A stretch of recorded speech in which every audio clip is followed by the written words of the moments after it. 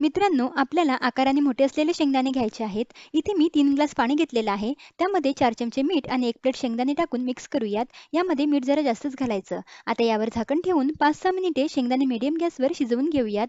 आज आपण झटपट खारे शेंगदाणे बनवत आहोत. आता 5-6 मिनिटे झालेले आहेत आणि शेंगदाण्यावर मस्त सुरकुत्या पडल्या आहेत. म्हणजे आपले शेंगदाणे मस्त शिजले आहेत. आता हे शेंगदाणे चाळणीवर गाळून घ्यायचेत आणि 2 मिनिटे असेच राहू द्यायचेत. म्हणजे पूर्ण पाणी निथळून जाईल. पूर्ण पाणी निथळल्यावर एका कॉटनच्या कपड्यावर 10 ते 12 मिनिटे शेंगदाणे पसरवून पूर्ण कोरडे करून घेऊयात. शेंगदाणे कोरडे झाल्यावर एका कढईमध्ये 1 वाटीभर मीठ घेऊन 10 ते 12 मिनिटे मीठ प्रीहीट करून घेऊयात. मीठ प्रीहीट झाल्यावर त्यामध्ये आधी अर्धे शेंगदाणे टाकून लो टू मीडियम गॅसवर शेंगदाणे भाजूयात. पहा, शेंगदाण्याला आधी मीठ चिकटलेलं आहे, पण 10 ते 12 मिनिटांनंतर शेंगदाणे पूर्णपणे भाजल्यानंतर शेंगदाण्याचं पूर्ण मीठ निघालेलं आहे. म्हणजेच आपले खारे शेंगदाणे बनवून तयार आहेत. आणि राहिलेले शेंगदाणे याच पद्धतीने भाजून घेऊयात. अगदी टिप्सचा व्हिडिओ आपल्या YouTube चॅनलवर आहे. लिंक डिस्क्रिप्शन बॉक्समध्ये देत आहे.